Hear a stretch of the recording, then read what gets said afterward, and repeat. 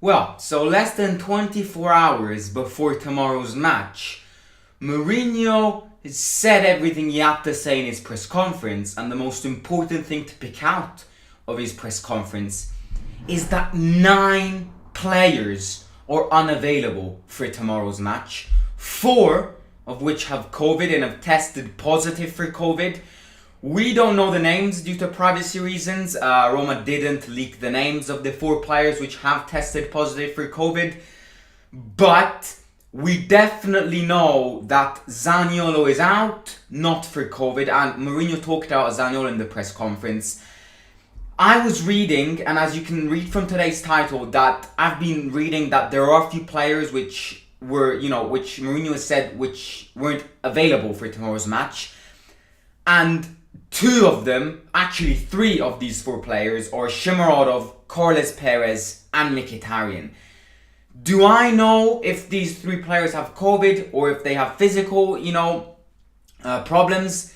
I have no clue, and I really don't have, I really don't have an idea of who has tested positive for COVID. But there have been rumors saying that Mkhitaryan, Perez, and Shomu have not been training with the team. That if those 3 were positive, then we're left with someone else. Now, there is something to point out that a few Roma players went to a party. I think it was Rui Patricio's birthday party earlier this week, so that might have been a factor, but I'm not too sure on that as well. So we are coming towards this match with God if we have a lack of players, and I only cannot imagine if Smalling tested positive for COVID. If Chris Smalling is one of the 4 players who tested positive for COVID, we're fucking screwed in defence. We don't have Smalling, we don't have Mancini, and we don't have Ibanez. So God, please let it not be Smalling. To be honest with you, if I was to exclude some players and I don't want them to have tested positive, definitely Chris Smalling up top, and definitely Tammy Abraham, because if Tammy and Zaniolo is not available, and Shomu is one of the few players which tested positive, then who are we playing in attack?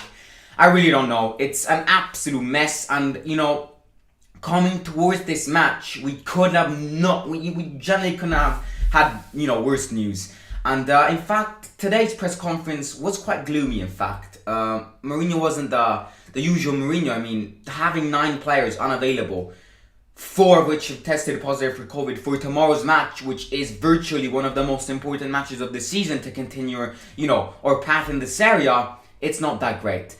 Now, before moving on to the press conference, which is today's live stream, I do want to point out, I just want to spend 5 minutes examining and analysing the teams who won in the conference league yesterday, because I have mixed feelings about Bodo Glimt. There's half of me which goes, oh yeah, I'm going to face Bodo Glimt again, I'm going to seek revenge, I'm going to destroy them.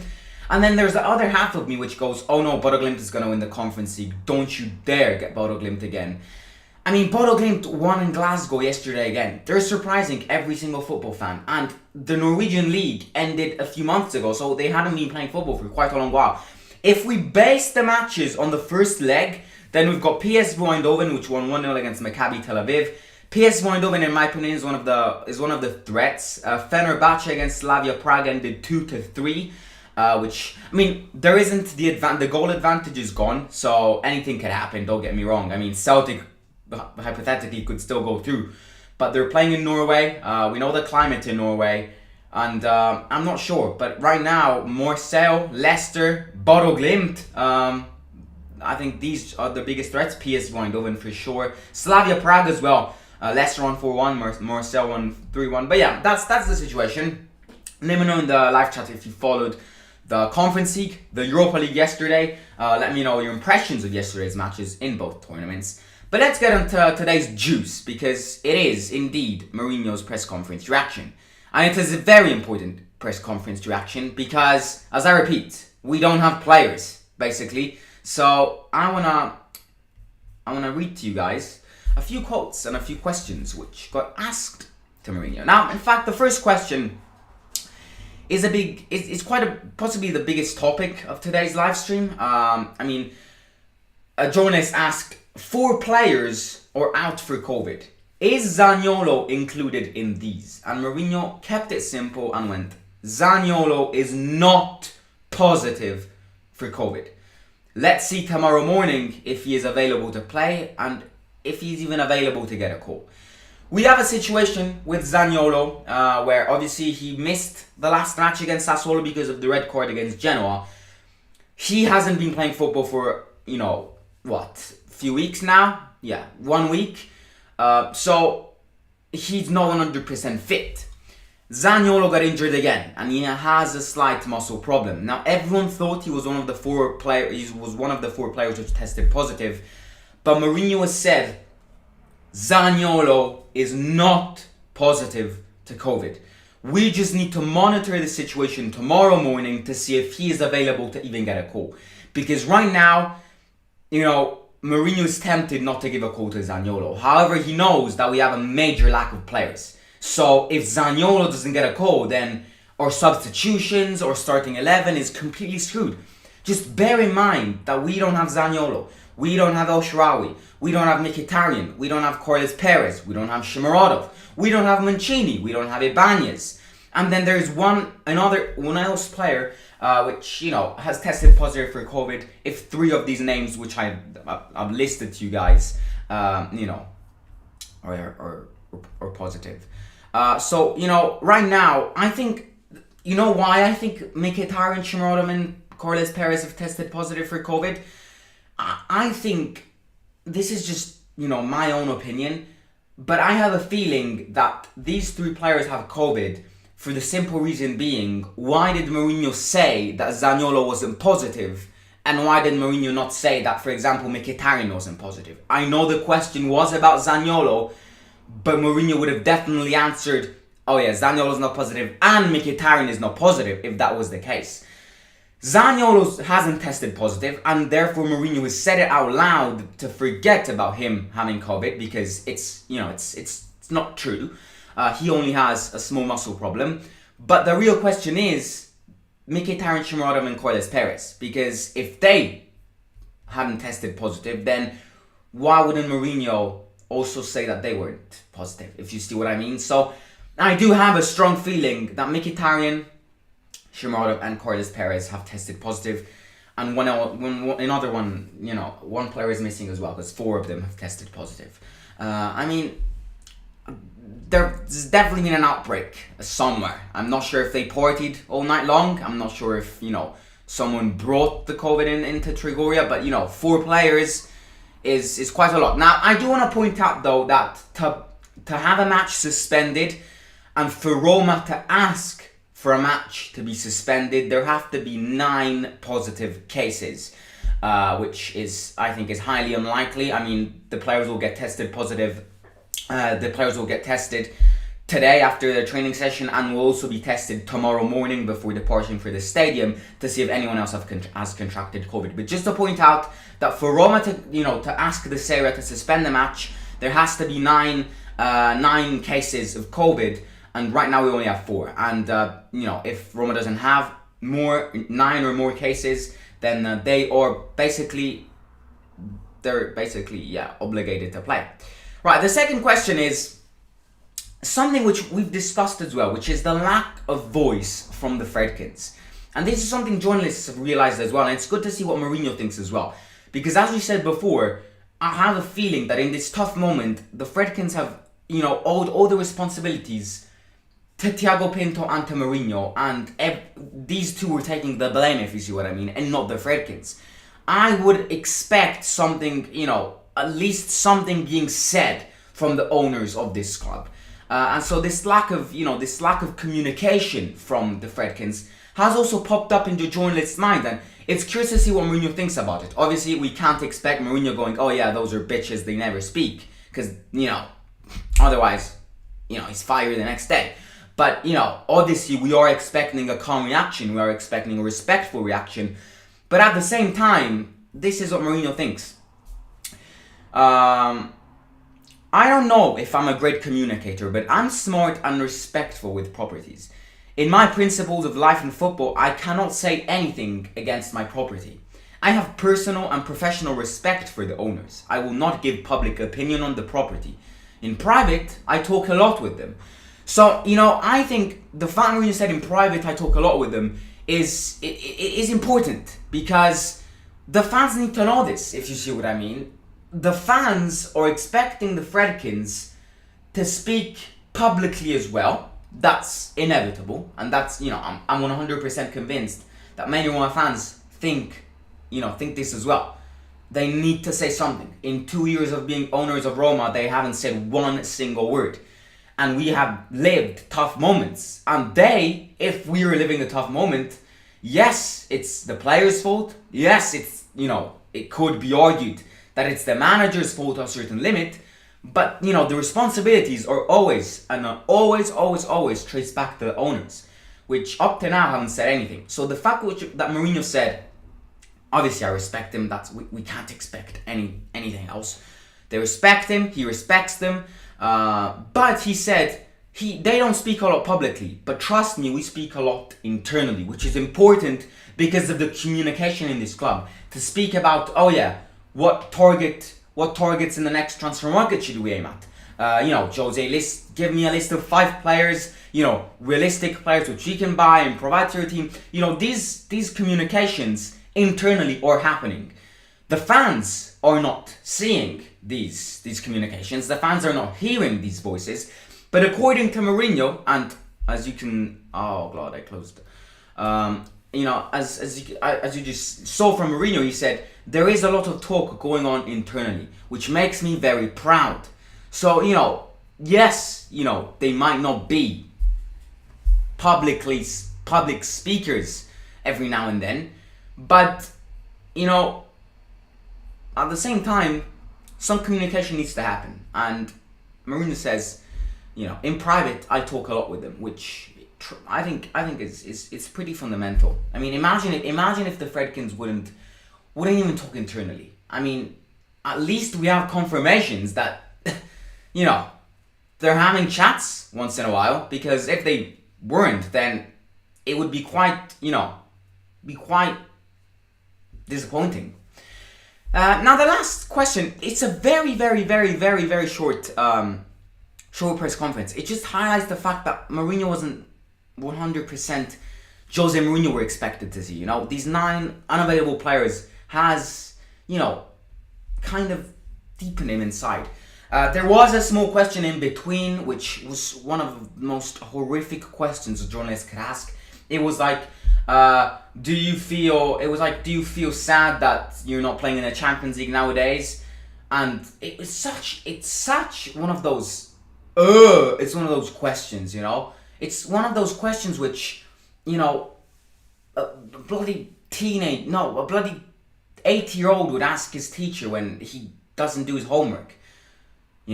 Oh, sorry miss, would you be sad if I can't find my homework? Are you sad? My dog ate it.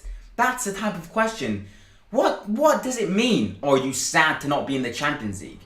He's not in the Champions League, he will deal with it. He won't suicide because he's not in the Champions League. It's one of those questions which I think just got asked for a waste of time. Let's ask something. My colleagues asked absolutely everything possible. Let me invent a question so that Sky Sport doesn't bloody fire me or something. Are you sad you're not in the Champions League? And Mourinho said, this is my reality right now. I've decided to manage a team where the Champions League is not, it's not reassured every season. You need to fight for the Champions League, unlike other clubs which Mourinho has managed before. He chose this challenge. He's living this challenge. This is the realistic part of AS Roma. You might be in a Champions League one year, you might be in the Conference League another year, and plus Mourinho, something which is a Mourinho thing to do. He said that the Champions League is very boring, and to be honest with you, I don't blame him. I mean, the Conference League this season has been better than the Champions League. The Europa League yesterday has been better than the Champions League. 1-0 PSG Real Madrid. I was expecting something incredible, but yeah. So Right, the last question is obviously about Verona. We have a match tomorrow. We have a match to win despite these unavailable players. Now, you're probably thinking, do you still think we will win this match if basically more than half of our squad is unavailable? That is actually a good question. I think it will be very hard. I think people underestimate Verona, and I was underestimating Verona at the start of the season.